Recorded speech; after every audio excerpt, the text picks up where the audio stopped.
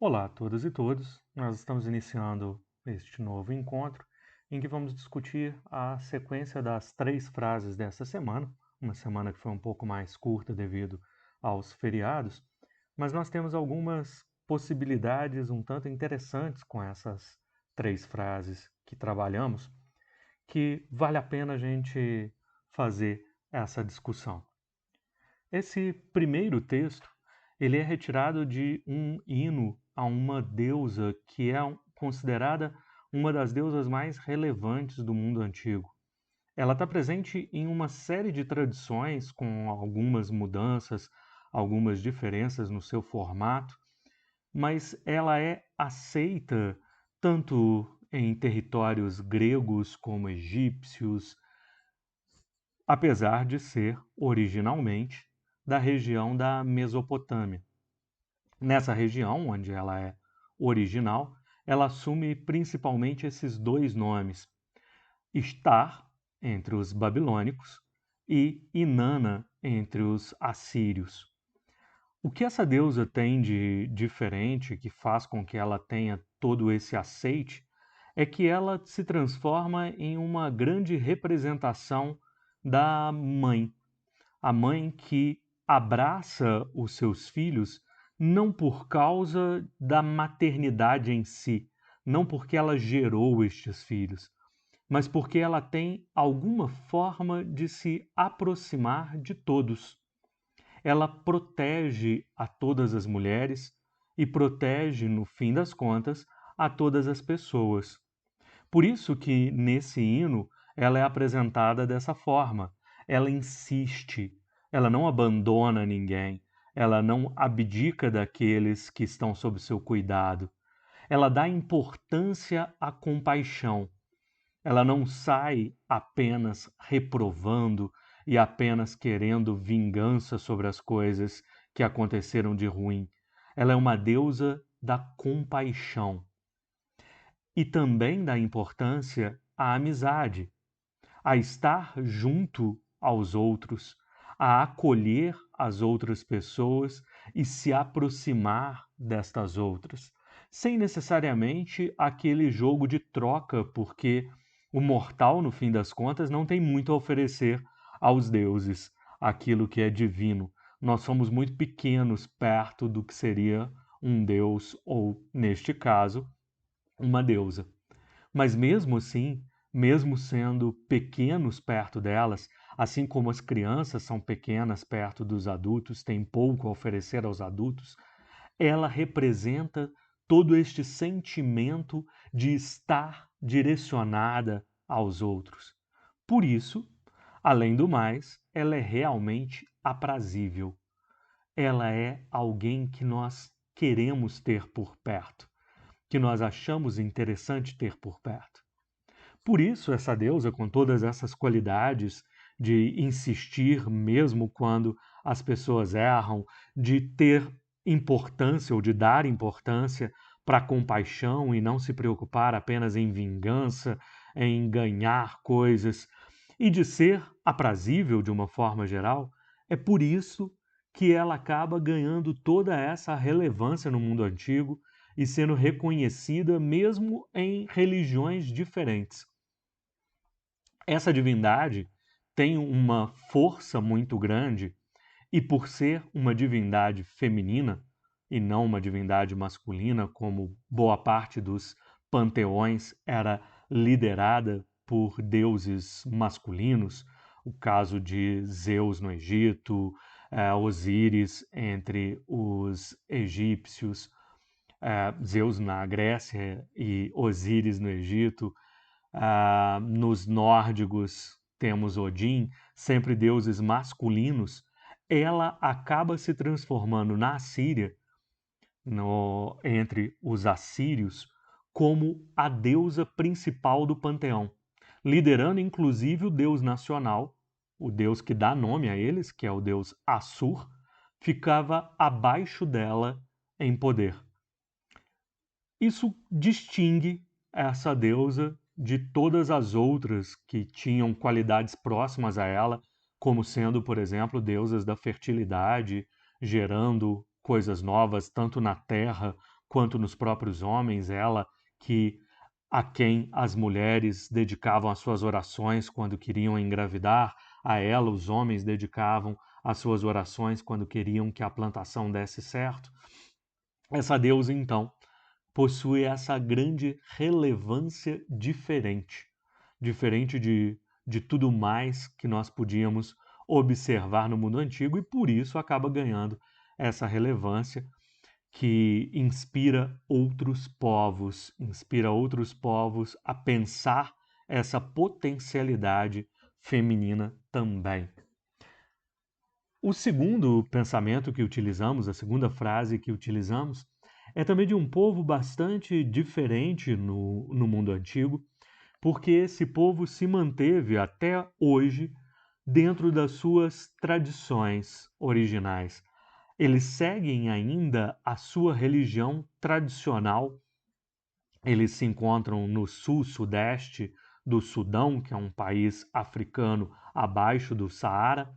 Este povo são os Dinka, e eles tiveram uma pequena entrada do cristianismo e do islamismo, cerca de 1% islâmico e 5% da população cristã, mas a grande maioria dessa população, mais de 90% dessa população, continua seguindo a religião tradicional. E o que também diferencia bastante esse povo é que eles já possuíam uma religião tradicionalmente monoteísta. A gente vê que várias das religiões antigas, dos povos antigos, são religiões politeístas, religiões em que existem vários deuses. Este povo, assim como os judeus, que também eram monoteístas, e posteriormente os cristãos e islâmicos, este povo também é monoteísta, também acredita em um único Deus. A diferença é que este Deus em que eles acreditam, um Nhalak, era um Deus que criou todas as pessoas, mas não se envolve nos problemas do mundo e das pessoas. Ele é apenas um Deus criador.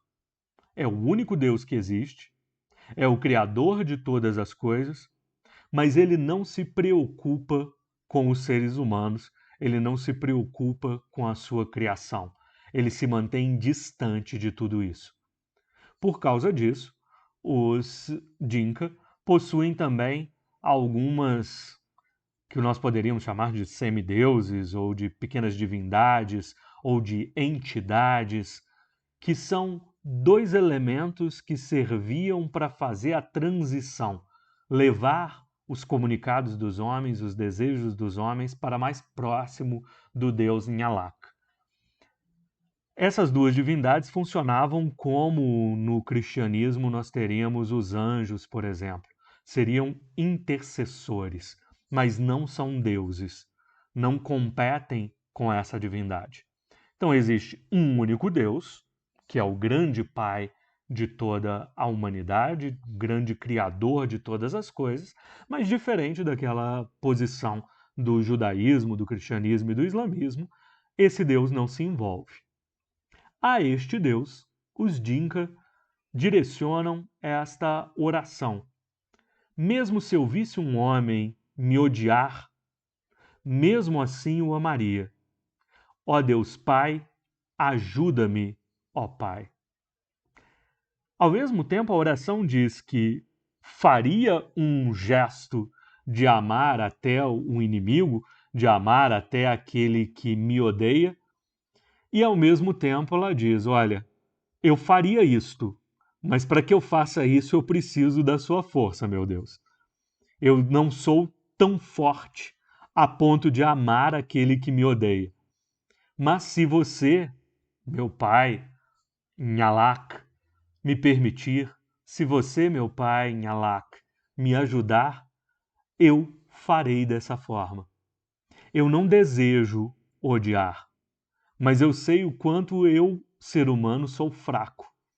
Eu sei o quanto nós, humanos, acabamos caindo neste vício de odiar a quem nos odeia, de dar a mesma moeda, pagar na mesma moeda, Se alguém me odeia, eu odeio, se alguém me ama, eu amo. Mas eu sei o quanto seria melhor não fazer isto. Por isso eu digo que eu vou tentar, eu farei isso, mas eu espero que meu Deus, meu Pai, me ajude nesta tentativa. Muito similar àquilo que nós discutimos em algumas aulas atrás também, sobre a passagem do Evangelho em que Jesus também dizia que nós devemos amar aos nossos inimigos. Mas, ao mesmo tempo, também nós podemos dizer que o próprio Evangelho é cheio de momentos que reconhecem a fragilidade do homem, reconhecem a dificuldade do homem em fazer isso e reconhecem a necessidade de pedir o apoio, então, a quem pode mais. E o último pensamento dessa semana foi um pensamento de um filósofo alemão chamado Nietzsche. Esse filósofo fica reconhecido por causa de um pensamento específico dele, um trabalho, uma série de livros em que ele trabalha essa noção de que Deus, na verdade, morreu. Nós não lidamos mais com a existência deste Deus. Por isso, ele é um dos grandes fundamentadores de propostas ateístas modernas. A ideia dele é de que a morte de Deus está associada ao fato de que nós acabamos nos direcionando para outras perspectivas que não aquelas que estavam propostas originalmente no pensamento divino. Por isso, além de dizer que Deus morreu, Nietzsche vai dizer que a igreja é o grande túmulo de Deus. Foi da forma como nós começamos a dizer que Deus era, que acabou servindo para matar este Deus, para sepultar este Deus. É um pensamento bastante polêmico, é um pensamento que é bastante discutido, inclusive dentro da filosofia também, não apenas dentro dos ambientes religiosos, em que medida de verdade nós seguimos aquilo que Deus quer de verdade, como acabamos de ver com os Dinka, não apenas dizer da boca para fora o que se pretende fazer, mas realmente procurar fazer e buscar a força deste Deus para fazer. E até que ponto Deus ainda permanece vivo em nós. Para que Deus permaneça vivo em cada um de nós, é necessário a nossa própria ação de deixar Deus vivo e não, pura e simplesmente, esperar que alguém diga da sua vida. O pensamento que nós trazemos de Nietzsche não é exatamente sobre a morte de Deus, mas é sobre como nós nos posicionaremos mesmo em um mundo em que Deus possa ter morrido. Diz Nietzsche: não nos deixaríamos queimar por nossas opiniões. Tampouco estamos seguros delas. Mas talvez pelo direito de ter nossas opiniões e de poder mudá-las. Não se deixar queimar pelas suas opiniões é uma analogia, uma relação imediata com a época da Inquisição, em que muitas pessoas foram queimadas nas fogueiras por causa de suas opiniões. Diz o Nietzsche que o problema ali não era a opinião em que acredita ou deixa de acreditar. O problema é o desejo de poder ter este tipo de opinião, de poder dizer aquilo que pensa, de poder pensar naquilo que pensa. Isto independe de existir ou não Deus, como a gente observou agora há pouco. Para Nietzsche, Deus não existe. Mas mesmo que Deus não exista, é necessário respeitar a opinião do outro, permitir que exista essa liberdade de pensar diferente, essa liberdade de apresentar posições diferentes. Não precisamos queimar ninguém por causa das opiniões das pessoas. Ninguém, na verdade, tem tanta certeza sobre aquilo que diz, sobre aquilo que pensa. Todos nós estamos em um processo de aprendizagem constante. E devemos compreender que nesta aprendizagem constante, nós acertamos e erramos, mas precisamos respeitar os nossos acertos, os nossos erros, assim como precisamos respeitar a todos aqueles que tentam pensar, por mais diferente que seja. Apesar desse pensamento do Nietzsche já ter quase 200 anos, a gente vê o quão atual ele é, né? O quanto nós ainda precisamos compreender que respeitar a opinião do outro não significa concordar com ela. Eu posso discordar do Nietzsche, eu posso dizer, não, Nietzsche, Deus não está morto, para mim ele continua vivo e continua vivo em mim, mas isso não significa que eu precise queimar o Nietzsche, ou que Nietzsche desejasse me queimar porque eu penso diferente dele. Nós podemos ter as nossas opiniões diferentes, devemos ter as nossas opiniões diferentes e devemos também respeitar toda essa diferença. Por hoje esse era o nosso momento de discussão, de reflexão.